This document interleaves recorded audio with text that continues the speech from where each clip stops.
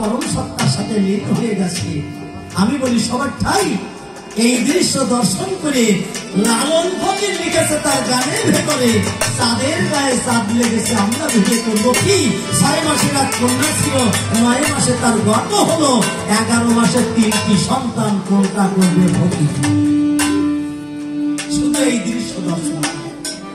তাই এবার একটা গান গেয়ে আরো 2-1টা কাটনি দিয়ে তারপরে ঠাকুরের কাছ থেকে সেই কাটনির জবাব আদায় করবে।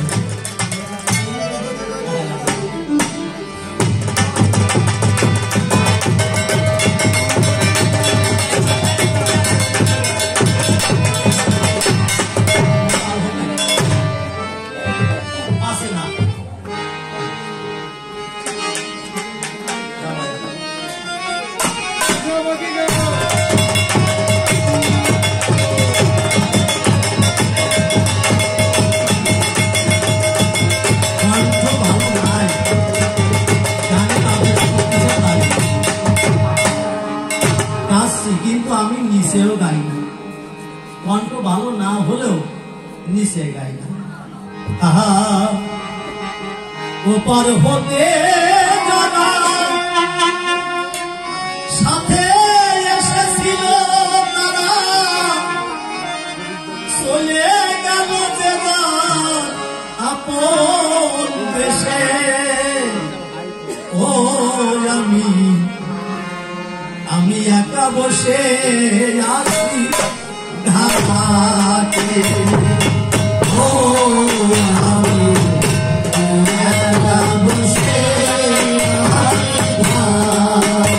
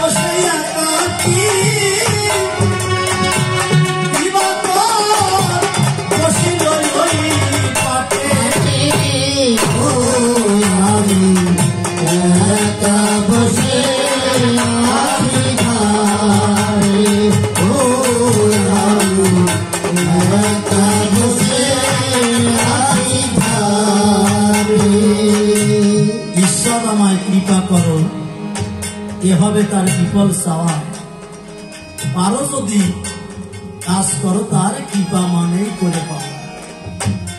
পৃথিবীতে কিছু না করলে হয় না। আখেরি নবী হযরত মুহাম্মদ একবার হেঁটে যাচ্ছে, দেখে কয়েকজন ইহুদি একটা মা হরিণীকে ধরিয়ে জবাই দিতে যাচ্ছে।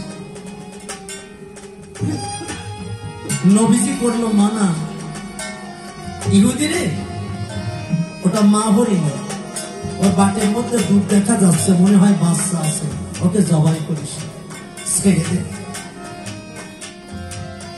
বলে বহু কষ্ট করিয়ে জাল পেতেছিলাম বনের ভেতরে, হরিণটা বাঁধলে পরে খুশি হয়েছে, যদি একবার ছেড়ে দেবো কি হিরে আনবে? বলে আনবে। এসে দিয়েছে।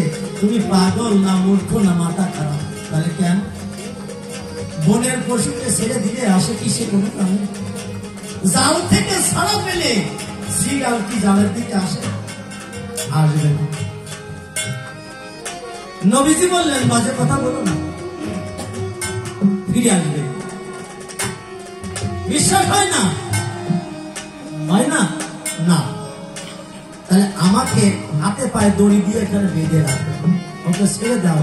যদি ফিরে না আসে প্রতিশোধ নিতে আমাকে জবাই। বাইরে মনের মানুষ যিনি পশুর ব্যথা বোঝেন। ওরা ছিল না, বুঝলো না, নবীজিকে হাতে পায়ে বেঁধে রেখে দিল, হরিণী ছেড়ে দিল। সত্যি দুটো বাচ্চা ছিল, ছুটতে ছুটতে ছুটতে গভীর বনে উপস্থিত হল। দুটি বাচ্চার কাছে ডেকে বলেছে, তোরা প্রাণ ভরে দুধ খা।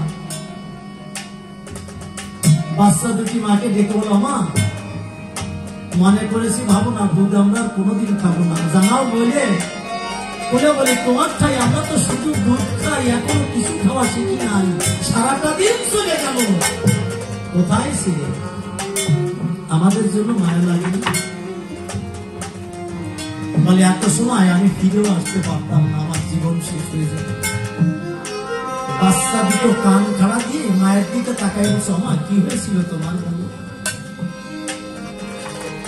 বলে আমি লতা পাতা খেতে খেতে গভীর বনে যখন গিয়েছিলাম, জাল পাতা ছিল দেখি নাই, সত্য কথা বলে যাই, আমি সেই জালে বেঁধে দিয়েছিলাম। 60 জন লোক আমাকে ধরিয়ে হাতে পায়ে বন্ধন করে নিয়ে রাস্তার পরে আমাকে জবাই দিতে গেল। বাচ্চা দুটি দেখে বলো, আমার তারপরে কি হলো? বলে তারপরে কি হলো জানিস? একটা মানুষ এসে আমাকে ছেড়ে দিল,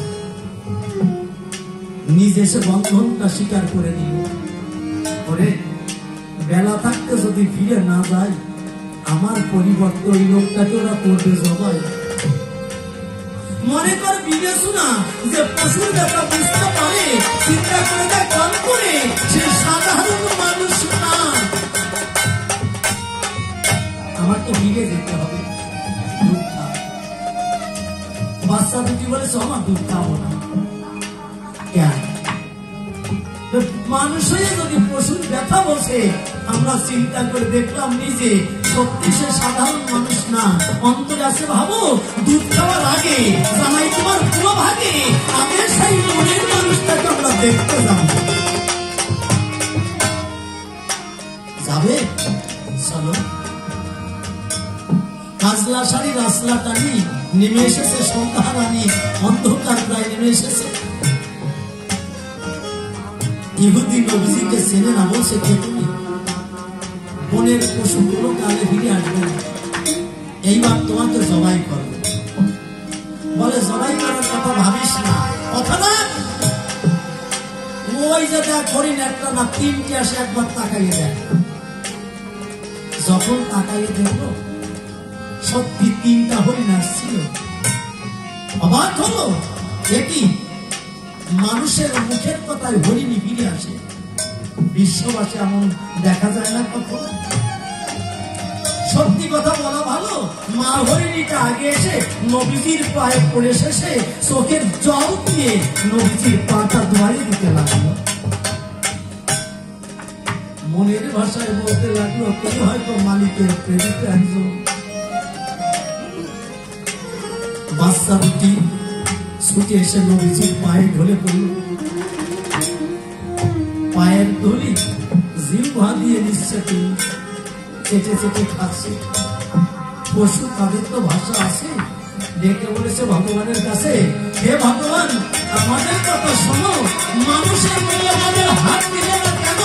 তাই ভগবান তোমার হাত, তুমি যদি হাত দিলে এমন মানুষের চরণ হতে ওই ধরি চেটে খাওয়ার পরে মাথায় তুলে নিতাম।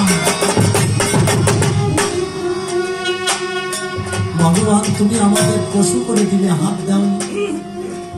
চোখের জল ছেড়ে দিয়েছে, ইহুদির ভেঙেছে ভুল, বুকে ফুটে উঠেছে ভক্তির ফুল। ডেকে বলেছে কে তুমি? বলে আমি দিনের নবী হযরত মুহাম্মদ আলামিন সত্যবাদী। বলেননি ধনী নবী যে দিনের মতো হই সব সংসারের ঐশ্বর্য ত্যাগ করে দিয়ে মনোপ্রাণে এক করে হজ যাকাত নামাজ রোজা করতে পারে, মৃত্যুর ভয়ে তার জন্য বেহেশত অবশ্যই।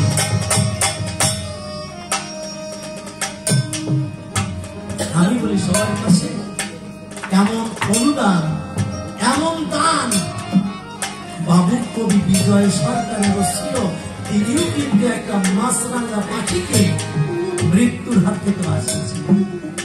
সেদিকে যাব না, মনে করেছি বিবেচনা আগে গানটা গাই।